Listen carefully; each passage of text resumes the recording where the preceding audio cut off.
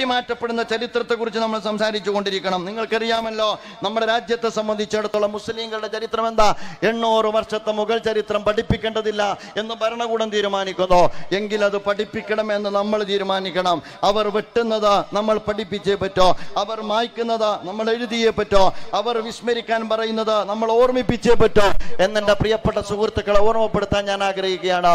കാരണം മുസ്ലിം ചരിത്രം എന്ന് പറയുന്നത് തകർക്കലിന്റെ ചരിത്രമല്ല, നിർമ്മിതിയുടെ ചരിത്രമാണ്. ചാർമിനാറിന്റെ ചരിത്രമാണ് നമുക്ക് പറയാനുള്ളത്, കുത്തുബ് മിനാറിന്റെ ചരിത്രമാണ് നമുക്ക് പറയാനുള്ളത്, ചെങ്കോട്ടയുടെ ചരിത്രമാണ് നമുക്ക് പറയാനുള്ളത്, താജ്മഹലിന്റെ ചരിത്രമാണ് നമുക്ക് പറയാനുള്ളത്. ലോകത്തിന്റെ മുമ്പിൽ ഇന്ത്യ തല ഉയർത്തി നിൽക്കുന്നുണ്ട് എങ്കിൽ, ലോകം ഇന്ത്യയെ കാണുന്നുണ്ട് എങ്കിൽ, അത് കുത്തുബ് മിനാറിലൂടെയാണ്, അത് ചാർമിനാറിലൂടെയാണ്, അത് ചെങ്കോട്ടയിലൂടെയാണ്, അത് താജ്മഹലിലൂടെയാണ് എന്നെ പ്രിയപ്പെട്ട സുഹൃത്തുക്കൾ മനസ്സിലാക്കേണ്ടതുണ്ട്. അതുകൊണ്ട് ആത്മനിന്ദയിലേക്കല്ല ഒരു ജനത പോകേണ്ടത്, ആത്മാഭിമാനത്തിലേക്ക് പോകാൻ നമുക്ക് കഴിയണം.